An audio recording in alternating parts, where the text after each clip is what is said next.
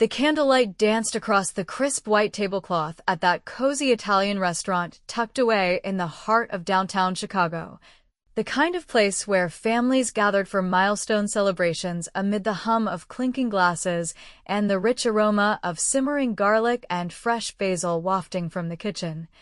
making everyone feel like they could set aside their daily grind for just one evening of forced harmony and heartfelt toasts. It was my 40th birthday dinner, a milestone I'd been dreading in the quiet corners of my mind because turning 40 meant confronting the relentless passage of time and the way life had unfolded not quite as I'd scripted it in my younger, more optimistic days, with my parents insisting on this gathering to mark the occasion properly despite the undercurrents of tension that always seemed to bubble up during family events like these, where old wounds disguised themselves as laughter and shared plates of pasta. I had chosen my seat carefully at the round oak table, positioned between my husband Tom, who squeezed my hand under the tablecloth in silent support, and my boss Mark, whom I'd invited to lend a professional sheen to the night and perhaps network a bit amid the chaos of relatives. Wearing my sleek black sheath dress that hugged my figure just right after all those gym sessions aimed at keeping age at bay, while across from me sat my sister Lisa, impeccably turned out in her tailored blouse and pearls, her blonde hair swept back in that effortlessly chic style that always made her look like she had life figured out far better than the rest of us. Mom fussed over the menus, her silver bracelet jingling as she passed them around, chatting about the specials with the waiter who nodded enthusiastically, and Dad, with his broad shoulders slightly stooped from years behind a desk in insurance sales, cleared his throat to kick off the formalities, raising his glass of deep red Chianti that caught the light from the wrought iron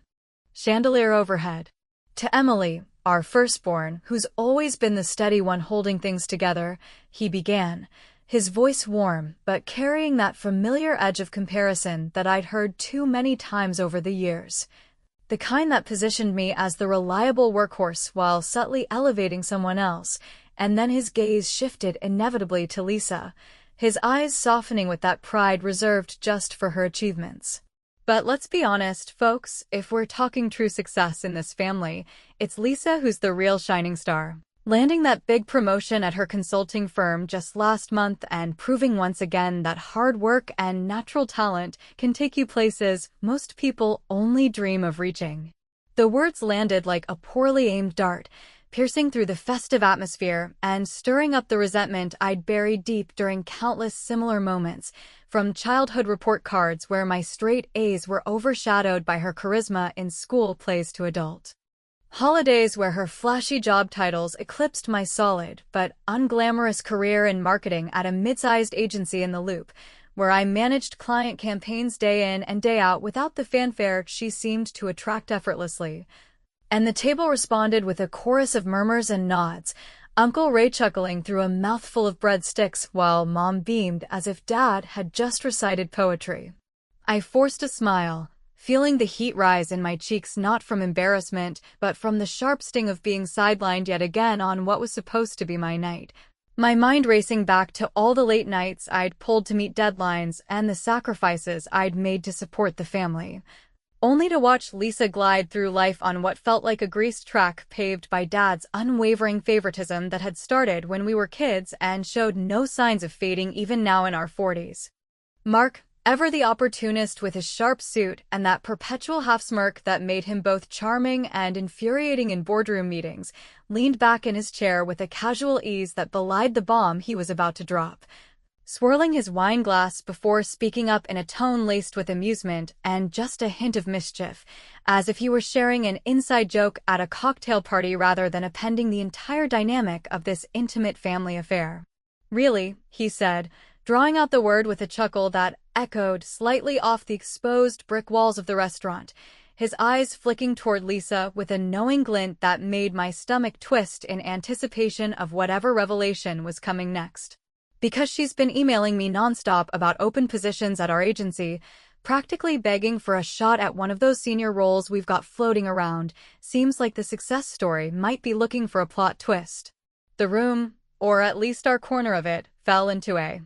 stunned hush, the background chatter from nearby tables fading into a distant buzz as Lisa's perfectly composed smile, the one she'd honed over years of corporate schmoozing and family facades, cracked and then collapsed entirely. Her fork slipping from her manicured fingers to clatter against the edge of her plate of veal parmigiana, sending a few flecks of sauce scattering across the tablecloth like tiny accusations. Her cheeks flushed a deep crimson under the warm glow of the candles, her blue eyes widening in a mix of shock and mortification as they darted first to Mark, then to Dad, who sat frozen with his glass halfway to his lips, his brow furrowing in confusion and dawning realization, while Mom let out a small, involuntary gasp that she quickly tried to cover with a nervous cough into her napkin. I watched it all unfold in slow motion, the air thickening with unspoken questions and the faint scent of cooling espresso from the adjacent bar, feeling a rush of vindication mixed with something darker, a petty satisfaction that bloomed in my chest because for once, the spotlight of scrutiny was swinging away from my overlooked efforts and landing squarely on Lisa's polished exterior, exposing the cracks I'd always suspected were there beneath her veneer of effortless achievement. Uncle Ray broke the silence first with an awkward guffaw, muttering something about family keeping it real, but the damage was done, the festive mood shattered like the dropped fork, and as Lisa stammered an attempt at deflection, "It's just networking, Dad. You know how competitive things are out there." I felt the tension coil tighter, wondering just how deep her desperation ran and what other secrets might spill out before the night was through.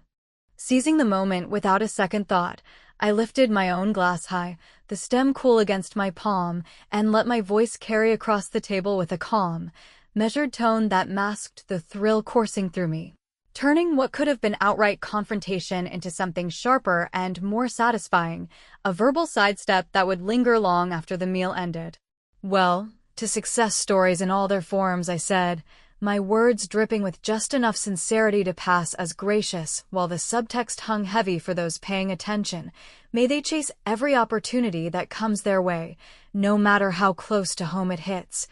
And may we all learn to appreciate the full picture before raising our glasses too quickly. The toast drew a smattering of uneasy laughter from the group, Tom's grip tightening on my knee in approval, while Lisa's gaze met mine across the flickering candles, her expression a storm of resentment and defeat that told me I'd landed the hit precisely where it would smart the most, a clever revenge wrapped in civility that evened the score without drawing blood or derailing the evening entirely, leaving her to stew in the implications as the waiter arrived with dessert menus to mercifully shift the focus. Conversation limped back to life after that, fragmented talks about weather and weekend plans filling the void, but as we lingered over coffee and slices of creamy tiramisu dusted with cocoa, I couldn't shake the unease settling in my bones, especially when my phone buzzed discreetly in my lap with a notification that pulled me from the chatter, a forwarded email, somehow misdirected to my inbox from Lisa's account, the subject line glaring up at me, urgent, inside scoop on Emily's team. Restructuring. My pulse quickened as I glimpsed the body, hints of her plotting not just for a job but something that could upend my own position at the agency, and I pocketed the device quickly, the sweetness of the dessert turning bitter on my tongue. While questions swirled about how far she'd go to claim that elusive top spot in Dad's eyes and in mine. The city lights streaked past my windshield like shooting stars gone wrong as I navigated the late-night traffic from the restaurant back to my quiet neighborhood in Oak Park. The weight of that unexpected email from Lisa's account pressing on me heavier than the Chianti still buzzing faintly in my veins, making me question not just her intentions, but the entire foundation of trust I'd assumed existed between us sisters after all these years of navigating family expectations and personal ambitions in a world that pitted women against each other far too often for comfort. Tom rode shotgun, his hand occasionally brushing my arm in that reassuring way he developed over our 15 years of marriage, forged through shared mortgages and career ups and downs. But even his steady presence couldn't dispel the fog of betrayal settling over me as I replayed the dinner scene in my mind, Dad's glowing praise for Lisa's supposed success now tainted by Mark's revelation of her frantic job. applications, which painted her not as the untouchable achiever, but as someone scrambling in the shadows just like the rest of us mid-career folks facing layoffs and restructurings in an economy that valued youth over experience. By the time we pulled into the driveway of our two-story colonial with its neatly trimmed lawn and the faint glow of the porch light welcoming us home, the initial thrill of my toast's subtle sting had faded into a gnawing curiosity about the email's contents. So I waved goodnight to Tom as he headed upstairs to unpack, claiming I needed a moment to unwind, and instead settled into the worn leather armchair in the living room where the soft hum of the refrigerator from the adjacent kitchen provided a mundane backdrop to my digital sleuthing. Pouring myself a generous splash of bourbon from the crystal decanter on the sideboard, a habit picked up from Dad during those rare father-daughter evenings when he'd share stories of his own corporate climbs, I powered up. My laptop on the ottoman, the screen's blue light casting eerie shadows across the family photos lining the mantel, images of holidays and vacations that now felt like carefully curated lies, and opened the forwarded message that had slipped through whatever firewall Lisa thought protected her schemes, its body unfolding before me in stark black text that detailed not just her cover letter to Mark, but attachments outlining strategies to leverage insider knowledge from her consulting role against competitors, including my own agency, with specific mentions of weaknesses in Emily's team campaigns that made my blood run cold because they hit too close to vulnerabilities I'd confided in her during late-night sisterly chats over wine. How long had she been collecting these nuggets, I wondered, her emails time-stamped back months, painting a picture of calculated ambition that bordered on sabotage, all while smiling sweetly at family barbecues and accepting Dad's accolades as if her path were paved with gold rather than the same gritty determination that had carried me through community college night classes and entry-level hustles to build a career in marketing that, while stable, never earned the fanfare she received for her flashier leaps up the corporate ladder. Dawn crept in through the curtains the next morning, filtering sunlight across the rumpled bedsheets where I'd barely slept, tossing with visions of Lisa's polished resume mocking my own steady progression from junior copywriter to account manager over 2 decades of proving myself in boardrooms filled with skeptical men who underestimated women like me until I delivered results that spoke louder than words, and as Tom brewed coffee in the kitchen with its granite counters and the scent of fresh grounds mingling with the faint vanilla from yesterday's candle, I dressed quickly in slacks and a blouse suitable for the office, my mind already mapping out a confrontation that would force her to own up without tipping my hand too soon. Because rushing in blindly had burned me before in both family spats and professional negotiations where patience often yielded the upper hand. Texting her to meet at our usual spot, a bustling corner cafe in the Loop with its exposed brick walls and the constant chatter of commuters grabbing lattes before diving into the daily grind, I arrived early to claim a booth by the window overlooking the bustling sidewalk where suits hurried past with briefcases and earbuds, ordering a black coffee that steamed invitingly as I rehearsed my approach, determined to blend empathy with accusation in a way that would unsettle her without giving away the email's full extent. Lisa breezed in 10 minutes late as always, her designer handbag swinging from her elbow and that signature blonde bob framing a face schooled in composure, sliding into the seat opposite me with an air-kiss hello that felt as rehearsed as her boardroom presentations, launching immediately into damage control about the dinner with words tumbling out in a rush about how Dad's comment was just his way of being proud and how Mark's remark had been blown out of proportion in the heat of the moment. I nodded along, stirring my coffee slowly to buy time, letting her words fill the space between us amid the clatter of espresso machines and the murmur of nearby conversations about stocks and deadlines, before steering the talk to her career with feigned casualness,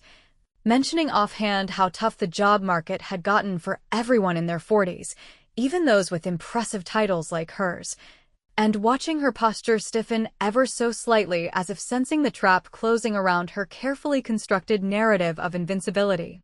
When the moment felt ripe, with her guard lowered by my sympathetic tone, I pulled out my phone and scrolled to a fabricated job listing I'd mocked up overnight on a freelance site, One for a seemingly entry-level position at a cutthroat rival firm known for its high turnover and soul-crushing quotas. Presenting it to her across the scarred wooden table with an expression of wide-eyed helpfulness that masked the glee bubbling inside me at the prospect of turning her ambition against her in a way that would echo the dismissals I'd endured for years. "I was browsing last night and thought of you right away," I said, sliding the screen toward her so she could see the details of the role, cold-calling leads for a commission-only sales gig that paid barely above minimum wage after taxes. The kind of dead-end trap that would chafe against her self-image as the family's golden child and force her to confront the fragility of her so-called success without me having to utter a single accusatory word. Her eyes scanned the listing, the color draining from her cheeks as realization dawned that this wasn't a genuine opportunity, but a pointed reminder of how quickly fortunes could reverse in our volatile professional landscape. Her fingers tightening around her untouched cappuccino foam as she stammered protests about it being beneath her qualifications, but I just shrugged with a sympathetic tilt of my head, suggesting mildly that starting fresh might build character in these uncertain times. The subtext landing like a velvet-gloved slap that left her squirming in her seat while the cafe's ambient noise swallowed any potential outburst. It was revenge distilled to its essence, witty and indirect, satisfying the itch of resentment without descending into outright cruelty. A mirror held up to her poaching attempts that made her taste the bitterness of vulnerability she'd so freely inflicted on me through those covert emails, and as we parted with strained hugs on the sidewalk amid the honking taxis and pedestrian rush, her promise to sort this out soon ringing hollow in my ears, I felt a temporary lift in my step heading toward the office tower's revolving doors. But the buzz of my phone shattered the afterglow mid-stride, Mark's name flashing on the screen with a voicemail that I played discreetly against the wind whipping down Michigan Avenue. His voice crackling through the speaker about needing to discuss a promotion opportunity tied inexplicably to Lisa's overtures, hinting at strings attached that could unravel everything I'd just begun to reclaim. Leaving me frozen on the curb as the question loomed larger than the skyscrapers around me. What exactly had she offered him to pull me into this web? The days following that charged coffee meetup with Lisa blurred into a haze of routine office drudgery and restless evenings where the bourbon decanter saw more action than it had in months, each pour accompanied by replays of her paling face as she absorbed the sting of that fake job listing I'd dangled like a carrot on a string, a small victory that tasted sweet in the moment but soured quickly under the weight of Mark's voicemail echoing in my mind, his casual mention of a promotion laced with implications that Lisa's maneuvers might be the key unlocking doors I hadn't even known were bolted shut in my career path. Work became a battlefield of sidelong glances and whispered conference calls, with Mark summoning me into his corner office overlooking the churning Chicago River more frequently than usual. His desk cluttered with reports and coffee mugs that bore the agency's logo in faded print, where he'd drop vague hints about team realignments and fresh perspectives from external sources, phrases that sent chills down my spine because they hinted at Lisa's emailed intel seeping into decisions that could either elevate me or shove me aside in favor of someone with her kind of aggressive networking, forcing me to nod along with feigned enthusiasm while inwardly calculating how much of my professional stability hung on unraveling her game before it consumed mine. To distract from the mounting anxiety that kept me awake staring at the ceiling fan's lazy rotations above our king-sized bed, where Tom snored softly beside me oblivious to the family intrigue unfolding like a slow-burning fuse, I turned to the attic in our Oak Park home one rainy Saturday afternoon, its slanted ceiling and dusty boxes evoking memories of childhood hideaways where Lisa and I had once played house before sibling rivalry turned those games into subtle power struggles, pulling out faded photo albums bound in faux leather that Mom had meticulously labeled with years spanning from our elementary school days through college graduations, each page a testament to Dad's favoritism captured in glossy prints that showed Lisa front and center at award ceremonies and family vacations while I lurked in the backgrounds, smiling dutifully amid the palm trees of Florida trips or the snowy backdrops of Wisconsin cabin getaways. Flipping through the images under the bare bulb's harsh light, the scent of old paper and mothballs thick in the air, one photograph snagged my attention amid the parade of Lisa's triumphs, a snapshot from a backyard barbecue in the early 90s. Her teenage self hoisting a debate club trophy with Dad's arms slung proudly around her shoulders, but in the blurred periphery behind the grill's smoke, a yellowed envelope protruded from a stack of mail on the picnic table, its address clearly marked. To Dad from a downtown law firm with confidential, trust matters stamped in red ink that seemed to pulse with unspoken significance, a detail I'd overlooked in countless prior viewings, but now stood out like a clue in one of those detective novels Tom favored for his commute reads. That envelope's ghostly presence haunted me through the weekend, intertwining with snippets of family lore I'd half remembered from hushed parental conversations during my high school years. Times when money worries had cast a pall over holiday dinners and Dad's insurance job felt like the family's precarious lifeline, prompting me to probe Mom gently over the phone that Sunday evening as she bustled about her kitchen in their suburban ranch house, the clink of dishes punctuating her evasive replies about old business that's best left buried, and how Lisa had always been the one Dad worried about most after some rough patches in her youth that she glossed over with talk of teenage rebellion rather than specifics, leaving me more convinced than ever that the favoritism wasn't mere bias, but rooted in a protective instinct tied to whatever financial or emotional scar that envelope represented. A secret that explained why my achievements in building a stable life with Tom and climbing the marketing ranks had been met with nods of approval, but never the effusive praise showered on Lisa's flashier milestones. By midweek, the pull to confront the past grew irresistible, culminating in the obligatory family gathering at Mom and Dad's on that overcast Friday evening. The kind of casual cookout that dotted the Midwest calendar even as autumn leaves swirled in the wind,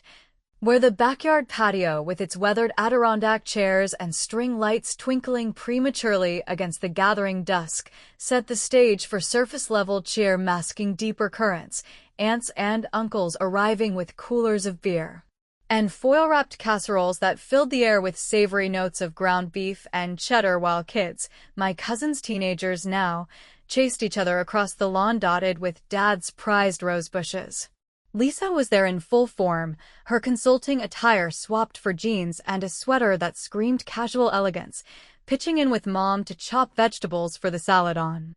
the picnic table laden with condiments and paper plates, her laughter ringing out as she regaled Uncle Ray with tales of her latest client win.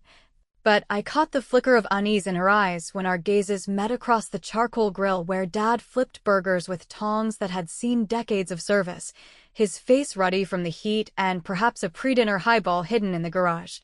Biding my time amid the shuffle of serving spoons and the sizzle of patties hitting the hot grates, I circulated through small talk about the Bears' disappointing season and neighborhood gossip that provided a thin veil over the unresolved tension from my birthday dinner still lingering like smoke in the air. Positioning myself near the beverage station where a large glass pitcher of iced tea sweated beads of condensation onto the checkered cloth, its amber liquid promising refreshment in the cooling evening breeze that rustled the maple trees bordering the yard. When Lisa drifted over to refill her plastic cup, launching into a monologue about her exciting networking prospects, with that polished confidence designed to impress the relatives,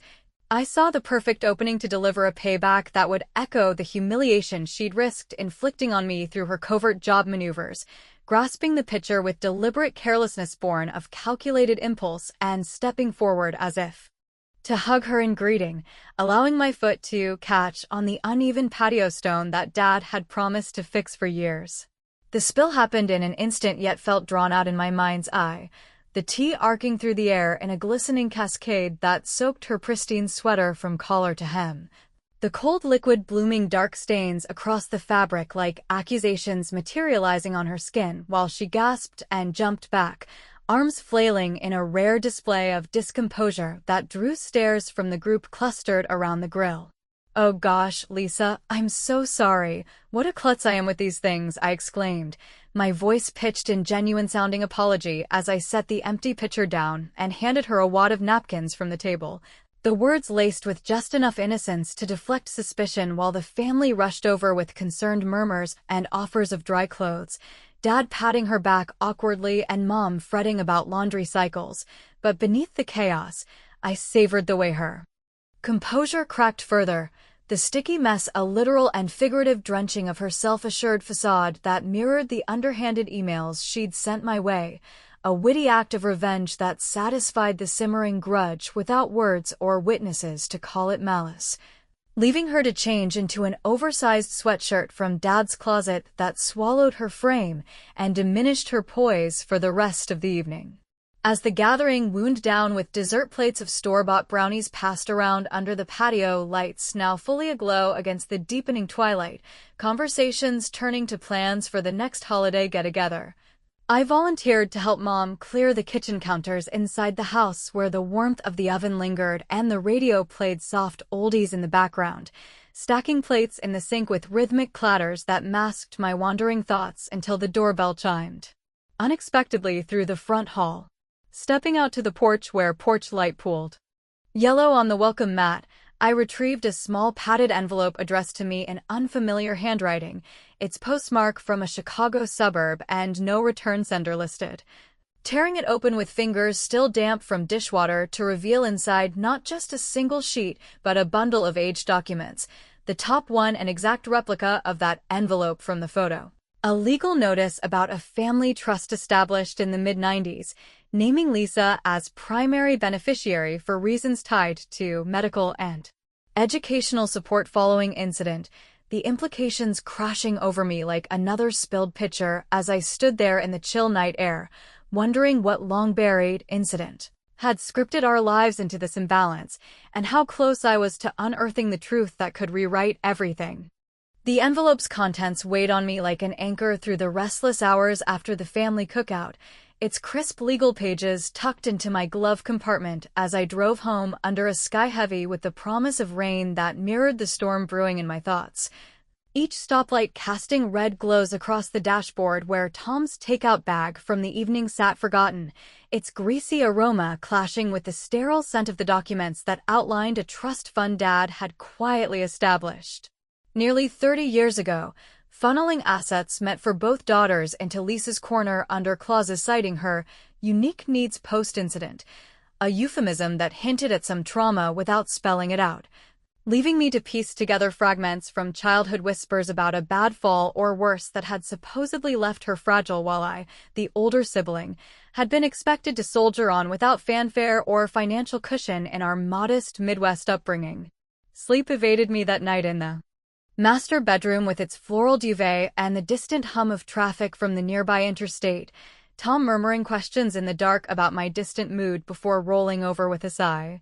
So I slipped downstairs to the kitchen island where moonlight filtered through the blinds onto the granite surface, spreading out the papers under the soft under-cabinet lights to scrutinize the fine print that referenced medical reimbursements and educational safeguards tied to an unspecified event in our late teens, the dates aligning with a summer I'd spent away at a work-study program in the city, while Lisa stayed home, her absences from school gatherings explained away as health issues that Dad guarded like state secrets. By morning, the puzzle pieces gnawed at me relentlessly during my commute through the snarl of expressway merges where commuters nursed thermoses and scrolled emails at red lights,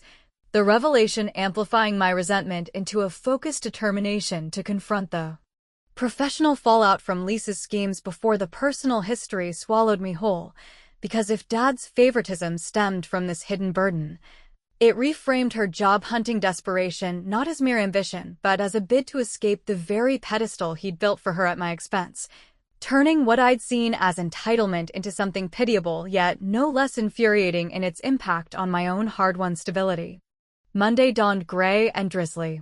The kind of Chicago weather that seeped into your bones and matched the unease churning in my gut as I navigated the agency's sleek lobby with its marble floors and abstract wall art meant to inspire creativity, but mostly just reminded me of the corporate ladder I was clinging to amid whispers of downsizing that had claimed 2 colleagues last quarter, riding the elevator to the 15th floor where fluorescent lights buzzed overhead and the scent of fresh Coffee from the break room lured early birds like me into a false sense of routine. Mark was already ensconced in his office when I knocked lightly on the glass door etched with his name in frosted script. The river view behind him, a moody swirl of mist-shrouded bridges and barges that seemed to underscore the fluidity of fortunes in our line of work. Gesturing me inside with a wave that bypassed his usual banter for a directness that set my nerves on edge as he closed his laptop and steepled his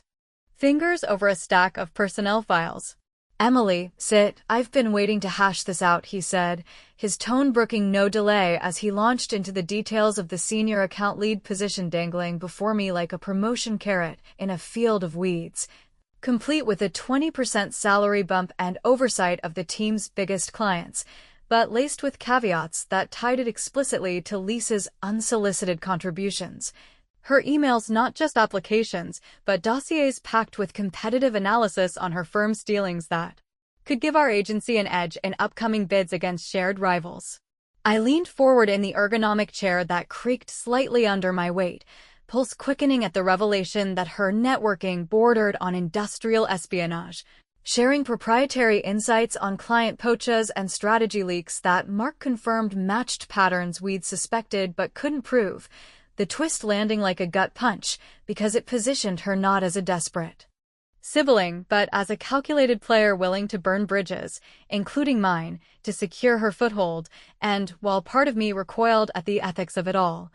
another pragmatic side weighed the opportunity against the risk of refusing and watching the role go to some ambitious upstart half my age with fresh MBA polish. He watched me process it, his expression a mix of recruiter savvy and genuine curiosity about where my loyalties lay, dropping that the board was eyeing family connections as a plus in this volatile market where trust and intel often trumped resumes,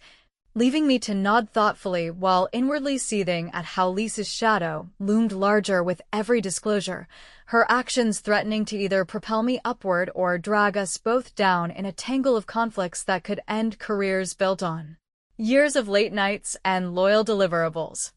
Channeling the surge of betrayal into action rather than paralysis, I left Mark's office with a non-committal promise to think it over by end of week, my heels clicking purposefully down the carpeted hallway past cubicles humming with phone calls and keyboard clacks, and by lunch hour, I'd texted Lisa to meet at the corner deli 2 blocks over.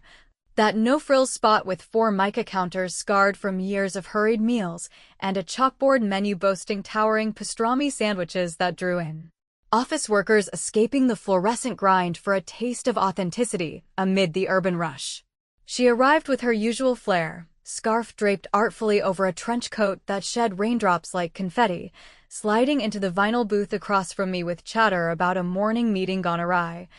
Oblivious to the storm I'd prepared until the waitress delivered our orders, mine awry with mustard sharp enough to cut through pretense, hers a turkey club she picked at nervously as I eased into the conversation with questions about her exciting prospects, steering it toward the agency with feigned sisterly interest that masked the trap snapping shut. When the moment aligned with her guard dipped into complacency, I reached into my tote and produced a slim folder I'd assembled from office printers and redacted emails. Sliding it across the sticky tabletop where condensation from our sodas pooled like unspoken accusations, the pages detailing anonymized excerpts of her submissions to Mark that I'd accessed through a shared drive oversight, client lists, strategy outlines, all timestamped to her IP, framed not as damning evidence but as concerns from a colleague who's heard rumors. Her fork paused midair, eyes scanning the printouts with widening horror as the pieces connected, realizing I'd pierced her covert operations without alerting HR, or worse, the color leaching from her face faster than the deli's overbrewed tea cooled, her protests bubbling up in a whisper about it being just hypotheticals for discussion, but I met her gaze steadily over my sandwich, remarking mildly how such hypotheticals could complicate things for everyone involved, especially when they overlapped with family ties in a small industry pond. It was revenge honed to a fine edge, clever in its subtlety, exposing her gambit through implication rather than confrontation. satisfying the knot of anger from the trust fund betrayal and her professional encroachment by forcing her to envision the fallout of her own unraveling, a public slip that could tarnish her golden reputation at family dinners and networking events alike. And as she gathered the folder with trembling hands, promising to back off immediately, the weight lifted momentarily from my shoulders, allowing me to finish lunch with a clearer head amid the deli's cacophony of orders shouted and chairs scraping. But the triumph proved fleeting, shattered later that afternoon when my phone vibrated with a text from Mom summoning me to the house that evening for a serious family discussion about the past, the words carrying an urgency that hinted at cracks in their united front, and as I wrapped up a client call in the fading daylight filtering through my office blinds, I couldn't ignore the growing dread that Lisa might have confided just enough to pull our parents into the fray. Pulling into their driveway hours later under street lamps flickering to life, the ranch house's windows glowing warmly against the encroaching dusk, I paused at the garden path lined with Mom's petunias now wilting in the chill, only to overhear Dad's voice murmuring through the slightly ajar screen door to someone on the line, "Lisa can't know about the accident yet. Emily's getting too close to the truth," the words freezing me in place as rain began to patter on the leaves overhead, my mind reeling with the confirmation of some pivotal accident that bound us all and the terrifying possibility that unearthing it might destroy the fragile threads holding our family together before I could exact the closure I craved. The screen door's hinges creaked faintly under my tentative push as I stepped into the familiar warmth of Mom and Dad's living room after overhearing that damning snippet of Dad's phone conversation on the porch, the air thick with the mingled sense of simmering pot roast from the kitchen and the faint, woody aroma of Dad's aftershave clinging to the furniture like a persistent memory.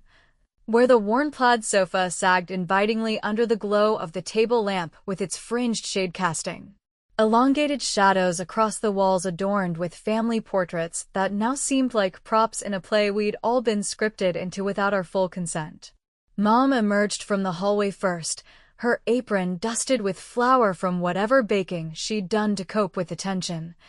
her eyes widening in surprise and then softening with a mix of relief and apprehension as she pulled me into a quick embrace that smelled of vanilla and worry, murmuring something about perfect timing for the talk they'd been dreading, while Dad hung up the receiver with a click that echoed too loudly in the sudden quiet, his broad frame turning slowly to face me with an expression etched by decades of carrying burdens he thought best hidden,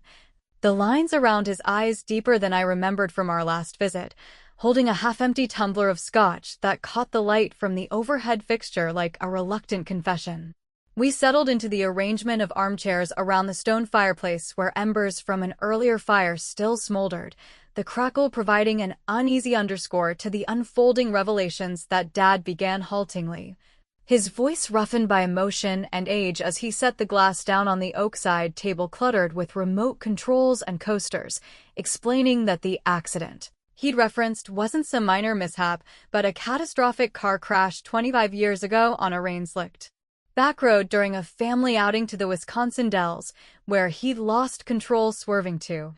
avoid an oncoming truck, the vehicle flipping into a ditch and leaving Lisa, then just 16, trapped and severely injured with broken bones and a concussion that doctors feared might sideline her future ambitions forever. I sat there absorbing the details he'd withheld for so long, the narrative unfolding like pages from a long-sealed diary, how the medical bills had piled up faster than the insurance could cover, forcing him to divert savings and take second mortgages on the house while I, at 18 and heading off to community college, had been shielded from the worst by being away at a summer job. But the real twist emerged as he described funneling what remained into that trust fund specifically for Lisa's therapies and education, convinced she was the vulnerable one whose dreams of corporate success hung by a thread, while my path of steady reliability, waitressing through school, marrying Tom Young, building a career brick by pragmatic brick, positioned me as the survivor who didn't need the safety net, a decision born from guilt that twisted his love into an imbalance neither he nor Mom had known how to correct over the years. Lisa, it turned out, had pieced together the favoritism's roots during her college days, using it as both crutch and curse. Her resentment festering into the desperate emails to Mark not just for escape, but to prove she could stand on her own without the shadow of that near-fatal night defining her, even if it meant undermining me in the process. A cycle of sibling sabotage fueled by the very protection Dad thought had saved her, leaving me to grapple with the irony that my overlooked strength had been the family's true anchor all along. As Dad's words trailed off into the fireplace's dying pops, the room heavy with the weight of truths long buried under layers of barbecues and birthday toasts, I felt the anger transmute into a clarifying resolve that propelled me to my feet. Pacing the faded Persian rug with its intricate patterns worn thin from generations of footfalls, declaring that this revelation didn't excuse the years of sidelining or Lisa's underhanded plays, but illuminated them in a light that demanded reckoning. Without destruction, my voice steady despite the tremor in my hands as I outlined how the favoritism had chipped away at my confidence in subtle ways, from wedding planning where her input overshadowed mine to career milestones met with tepid praise, turning what should have been shared pride into a zero-sum game that none of us had chosen. Mom reached for Dad's hand across the armrest, her wedding band glinting as tears welled in her eyes, admitting they'd hoped time would heal the divides, but instead watched them widen through Lisa's guarded recoveries and my quiet endurance, the conversation deepening into admissions of how the accident had shattered their sense of invincibility as parents, prompting overcorrections that favored the wounded child while inadvertently wounding the resilient one, a dynamic that explained Dad's dinner toast not as malice, but misplaced compensation for the night he'd almost lost her forever. The doorbell's chime cut through the vulnerability like a knife, announcing Lisa's arrival before she even knocked, her key turning in the lock with a jangle that betrayed her haste. Bursting into the room disheveled from the drive with rain-dampened hair and a coat slung over her arm, her eyes scanning our faces with a mix of defiance and fear as she demanded to know what emergency had pulled her from her evening plans. But the air shifted palpably when she spotted the trust documents I'd laid out on the coffee table like evidence in a trial, her posture deflating as the pieces connected and she sank into the remaining chair, whispering that she'd suspected the full story for years, but never confronted it head-on, fearing it would unravel the fragile success she'd built on half-truths and family myths. Seizing the culmination of tensions that had simmered through emails and spills and sidelong glances, I stepped forward with my phone already in hand, the screen displaying the draft email I'd composed that afternoon in a quiet moment at the office, hitting send with a deliberate tap that echoed in the charged silence, copying not just Lisa, but the entire family thread including Mark, the message a masterclass in poised retribution framed as sisterly candor, withdrawing any implied endorsement of her agency pursuits while attaching redacted samples of her intel submissions alongside a note advising her to reconsider alliances that bite the hand extending the ladder, the wording sharp yet professional, witty in its layered implications that exposed her schemes without vulgarity or venom, landing the final revenge as a mirror to her own tactics that forced her to confront the cost of her desperation amid the people whose opinions mattered most to her curated image. She read it aloud in a voice cracking with realization, the color draining from her face as Dad nodded slowly in agreement for the first time that evening, his admission that I'd always been the backbone they'd taken for granted hanging in the air like absolution.